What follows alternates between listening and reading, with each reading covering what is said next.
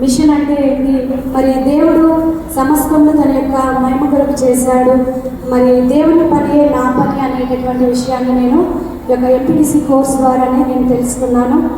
మరి మామూలుగా మిషనరీస్ అంటే కేవలం పెద్ద పెద్ద మరి వాళ్ళకు మాత్రమే, వేరే వేరే దేశాలకు చెందినటువంటి వాళ్ళు మాత్రమే ఈ మిషనరీస్గా పనిచేస్తారని నేను అనుకున్నాను. కానీ ఆఫ్టర్ ఎంపీటీసీ నేను ప్రభు యొక్క రక్తం ద్వారా కడగబడినటువంటి ప్రతి ఒక్కరిది బాధ్యత అనేటటువంటి దాన్ని నేను గ్రహిస్తూ వచ్చాను. మరి నేను పని చేసే చోట్ల మరి దేవుడికి మహిమకరంగా పనిచేయాలి, దేవుడి ప్రేమను చూపిస్తూ నా యొక్క ప్రాక్టికల్ లైఫ్ ద్వారా దేవుడిని అనేకులకు పరిచయం చేయాలని నేను గ్రహిస్తూ వచ్చాను.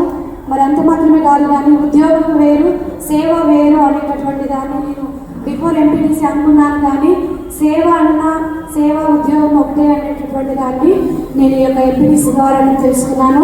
సేవ అంటే కేవలము మరి 4 గోడల వరకు మధ్యలో మనం పరిమితమై ఉంటుంది అనేటటువంటి ఒక అనాలోచితమైనటువంటి భావన ఉండేది.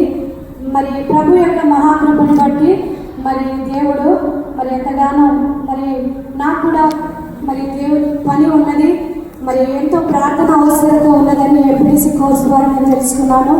మరి ఎంపీటీసీ కోర్స్ అంతా ఒక భాగం అయితే మరి ఫీల్డ్ ట్రిప్, బిహార్ ట్రిప్ అనేది మరొక భాగంగా చెప్పవచ్చు.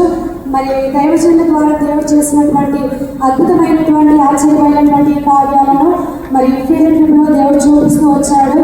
మరి అందుని బట్టి దేవాది దేవుడికి ఎంతగానో వందనాలు తెలియజేస్తూ ఉంటున్నాను. మరి జెమ్స్లో పనిచేస్తున్నటువంటి ప్రతి ఒక్కరు కూడా మరి ఎంతో గొప్ప గొప్ప ప్రొఫెషన్ వాళ్ళకు ఉన్నప్పటికీ కూడా వాళ్ళు వాటిని పక్కన పెట్టి మరి కంప్లీట్గా మరి దేవుని కొరకు సమర్పణ కలిగి మరి దేవుడికి ఇష్టంగా వాళ్ళు పనిచేస్తున్నారు అనేటటువంటి దాన్ని నేను బిహార్ ఫీల్డ్ ట్రిప్లో నేను గ్రహిస్తూ వచ్చాను. మరి అంతకంటే ముఖ్యంగా మరి పుచ్చుకొనట కంటే ఇచ్చుక ధన్యత అనేటటువంటి దాన్ని చాలాసార్లు విన్నప్పటికీ కూడా సాక్ష్యాల రూపంలో, ఆధారాల రూపంలో నేను ఈ యొక్క బిహార్ ట్రిప్లో చూస్తూ వచ్చాను. మరి వేల మంది పిల్లలకు కూడా లైఫ్ని ఇస్తూ, లైఫ్ లాంగ్ ఉండేటటువంటి లైఫ్ని ఇస్తూ వాళ్ళ అనేకుల యొక్క ఆకలిని తీరుస్తూ మరి నిజమైనటువంటి సేవ అనేది మరి నేను బిహార్లో నేను చూస్తూ వచ్చాను. అందుని బట్టి దేవాది దేవుడికి వందనాలు. మరి బ్రదర్ నూడి గారు చెప్పినటువంటి మాటలు కూడా నన్ను ఎంతగానో ప్రభావితం చేశాయి. మరి అన్ని మంచిగా ఉన్నటువంటి దాని దగ్గరికి వెళ్ళడం కంటే ఏమి లేని దగ్గరికి మరి ఎవరు వెళ్తారు అనేటటువంటి మాటలు కూడా నన్ను ఎంతగానో ప్రభావితం చేశాయి. రాహాబు ప్రాజెక్టు కానివ్వండి, మరి ఎన్నో గుండెలు పగిలిపోయేటటువంటి మరి హృదయ విదారకమైనటువంటి దృశ్యాలను దేవుడు మరి ఫీల్డ్ ట్రిప్లో చూపిస్తూ వచ్చాడు. మరి దేవాది దేవుడికి నిజంగా ఎక్స్పెక్ట్ చేయలేదు, అసలు ఇట్లాంటివి ఉంటాయా అని నాకైతే తెలియదు. మరి ఎంపీటీసీ కోర్స్ ద్వారా దేవుడు ఎంతగానో చూపిస్తూ వచ్చాడు.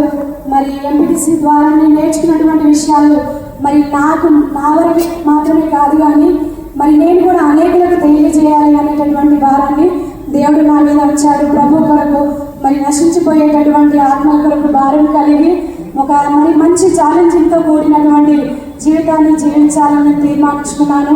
మరి జెమ్స్ పరిచయ కొరకు మరి కానివ్వండి, నా వంతు సహాయాన్ని మరి ప్రార్థన కానివ్వండి నేను చేయాలని నేను ఎంతగానో తీర్మానించుకున్నాను. దీన్ని బట్టి దేవాది దేవునికి వందనాలు తెలియజేస్తూ ఇంటి సాక్ష్యాన్ని దేవుడు దీవించి ఆశీర్వదించుగాక. ఆమేన్. Thank you sister. ఈ సమయంలో GEMS founder brother Augustine Jan Kumar garu మన మధ్యలో ఉండడం మనకి ఎంతో సంతోషకరము.